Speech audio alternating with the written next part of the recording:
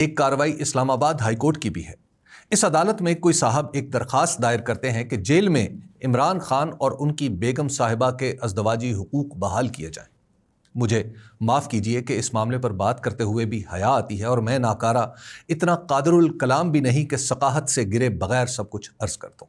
उस वक्त कमरा अदालत में वकील है न मुल्ज़िम, मगर अदालत जारी है। इस मंजर का हिस्सा हो जाने के बाद किसी भी सहीद दिमाग शख्स के जहन में कई सवालात उठते हैं। दिल बहुत मगमूम है, मलूल है, कोई बात करने के लिए जहन तैयार नहीं है। आप उस्ताद मोहतरम को सुनिए, उसके बाद हम भी अपनी बात रखेंगे। अखबारात, सोशल मीडिया और इमरान खान के वकीलों के बयानात सामने रखें तो एक मंजर दिलो दिमाग में बन जाता है। ज़रा चश्मे तसव्वुर से देखिए कि सितंबर के महीने की 24 तारीख है और साल है 2025। रावलपिंडी की दहशतगर्दी की अदालत में GHQ हमला केस सुना जा रहा है। इससे पहले हुकूमत कह चुकी है कि इस मुकदमे के एक मुल्जिम इमरान खान को बजरिया वीडियो लिंक अदालत में पेश किया जाएगा। अब अदालत लग चुकी है। मुंसिफ के हाथ में एक मोबाइल फ़ोन है और दूसरा मोबाइल फ़ोन अदालत से कुछ दूर अडयाला जेल में इमरान खान के सामने रखा है। मुबैना तौर पर दोनों मोबाइल फ़ोन व्हाट्सएप कॉल पर मुंसलिक हैं। गालिबन अडयाला जेल में कैद मुल्जिम की शक्ल मुंसिफ को दिखाई देती है और वो इत्मीनान का इजहार करता है। मुल्जिम का वकील उठता है और अपने मुवक्किल से बात करना चाहता है। मुंसिफ मोबाइल फ़ोन वकील की तरफ मोड़ देता है। यकयक इंटरनेट में खलल पैदा होता है और वकील को मुवक्किल दिखाई देता है, न इसकी आवाज़ सुनाई देती है। ये कोई नहीं कह सकता कि इंटरनेट बहीरा अरब में मछलियों के किसी तार को कुतर जाने की वजह से रुका या किसी आसमानी मदाखलत से। जो भी था, उसका नतीजा ये निकला कि मुल्जिम का अदालत से राब्ता कट गया, गोया मुल्जिम अदालत में हाजिर ही नहीं रहा। अदालत ने इसके बाद भी कार्रवाई जारी रखी और इस्तगासा के गवाहों के बयानात कलम बंद करना शुरू कर दिए। उस वक्त कमरा अदालत में वकील है न मुल्जिम, मगर अदालत जारी है। इस मंजर का हिस्सा हो जाने के बाद किसी भी सहीद दिमाग शख्स के जहन में कई सवालात उठते हैं। पाकिस्तान का ज़ाब्ता फौजदारी याद आता है, जिसके मुताबिक मुल्जिम की अदालत में हाज़िरी इसलिए भी ज़रूरी है कि अदालत जब चाहे इससे कोई सवाल कर सके। मुल्जिम का ये हक़ है कि वो अपने ख़िलाफ़ गवाहियाँ सुने और अपने वकीलों को हिदायत दे। मुल्जिम इमरान खान इश्तहारी भी नहीं कि उनकी गैर हाज़िरी में मुकदमा जारी रहे। मुल्जिम ने अदालत से गैर हाज़िरी की कोई दरख्वास्त भी नहीं दे रखी। वो ज़मानत पर भी नहीं कि अदालत आना उनकी अपनी मर्ज़ी पर मुनहसिर हो। मुल्जिम तो इस्तगासा यानी खुद हुकूमत की तहवील में है। ये सारे सवालात यूं तो अदालत में उठाए जाने वाले हैं ताकि मुंसिफ का कलम इनका जवाब न भी दे पाए तो उसकी चश्मे अदल अफरोज से ही कुछ मानी अखज़ कर लिया जाए। इसी तरह की एक कार्रवाई इस्लामाबाद हाई कोर्ट की भी है। इस अदालत में कोई साहब एक दरख्वास्त दायर करते हैं कि जेल में इमरान खान और उनकी बेगम साहिबा के अज़दवाजी हुकूक बहाल किए जाएं।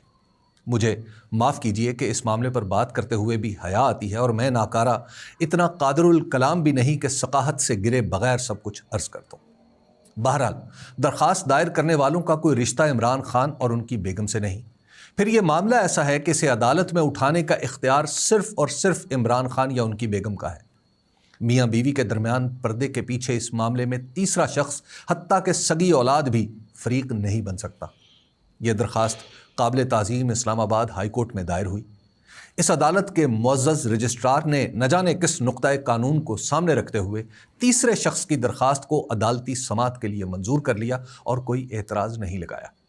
फिर न जाने क्यों इस दरख्वास्त को इसी अदालत के एक जज ने भी काबिल समात समझ लिया। इस दरख्वास्त का इसके सिवा क्या मतलब अखज़ किया जाए कि इद्दत के बाद एक बार फिर इमरान खान के अज़दवाजी मामलात को बरसरे शाहराहे दस्तूर ज़ेर बहस लाना मतलूब है। हालांकि इसी अदालत में इमरान खान के अलकादिर ट्रस्ट केस की अपील दायर है, मगर इसे चीफ जस्टिस इज़्ज़त माब जस्टिस सरदार मोहम्मद सरफराज का हुस्न समात मुयस्सर नहीं। ऐसी सूरत में इस्लामाबाद हाई कोर्ट किसी तीसरे के कहने पर अज़दवाजी मामलात की तफसील सुनने का ज़ौक़ व शौक़ रखती है तो इस पर आफरीन ए माबद कानून आफरीन का हदिया तबरीक ही पेश किया जा सकता है। पाकिस्तान में चलन है कि जो शख्स कानून की अमलदारी की बात करे उसे तहरीक इंसाफ से टाँक दो। जो वकील अदालत में इंसाफ की दुहाई दे, इसे तहरीक इंसाफ का करार देकर इसकी दलील रद्द कर दी जाए। जिस अदालत में इमरान खान या और उनके साथियों के लिए इंसाफ का शायबा दिखाई दे, उस पर फब्तियाँ कसी जाएं। حکومتی سرپرستی میں گڈ ٹو سی یو جیسے بے ضرر فکروں کو بہتان بنا کر عدالتوں کے دروازے پر حضرت مولانا فضل الرحمان اور محترمہ مریم نواز کی قیادت میں ہجوم کیا جائے۔ عدلیہ سے انصاف کی موہوم سی امید قاضی فائز عیسیٰ کے جانے کے بعد پیدا ہو تو 26ویں آئینی ترمیم کے ذریعے اس پر تاریکی مسلط کر دی جائے۔ عدلیہ کی خود مختاری کو بغاوت اور ضابطوں کی پاسداری کو سرکشی قرار دیا جائے تو شاید منصفوں کے دل بھی دہل جاتے ہوں گے، شاید عافیت کوشی اور مصلحت کے درمیان فرق مٹ جاتا ہوگا، شاید تعجیل عدالت تعجیل انصاف سمجھی جاتی ہوگی۔ یہ سب کچھ ہوتا ہوگا۔ ہر انسان خدشہ و امید کے درمیان ہی زندگی گزارتا ہے، اس کے باوجود منصف کا منصب کچھ الگ ہے۔ حفص بن غیاث بغداد کے ایک حصے کے قاضی بنے تو ہم نشینوں کو کہا مجھ پر اضطرار کے باعث مردار کا کھانا حلال ہو چکا ہے، اس لیے قضا کا عہدہ قبول کیا ہے۔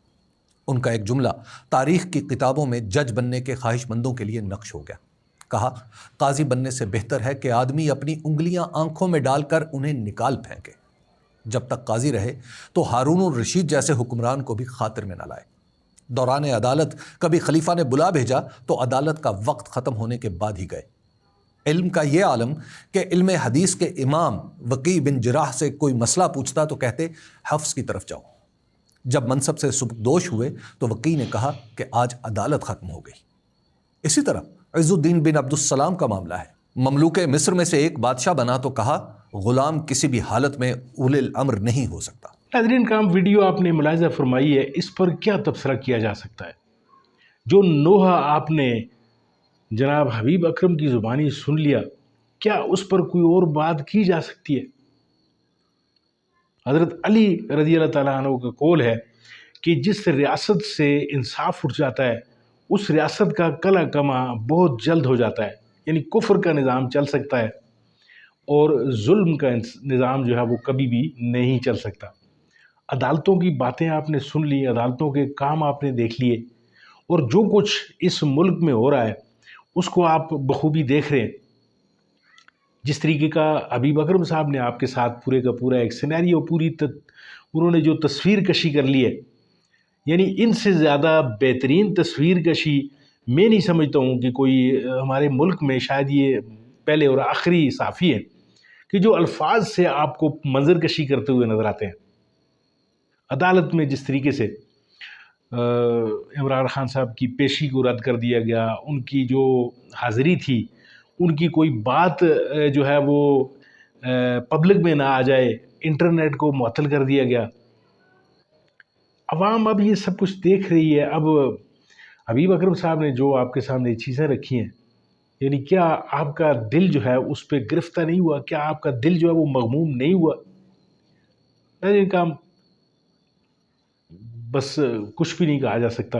آپ سے امید یہ ہے کہ آپ اپنی آراء کا اظہار ضرور کیجئے گا کامنٹ میں، اور انتظار کرتے ہیں کہ کب حضرت علی رضی اللہ تعالیٰ عنہ کی جو بات ہے وہ پوری ہوتی ہے۔ اپنی دعاؤں میں مجھے ضرور یاد رکھیے۔ ملتے ہیں آپ کے ساتھ کسی اور موضوع، کسی اور ویڈیو میں، تب تک کے لیے دیجیے اجازت۔ اللہ آپ کا حامی ناصر۔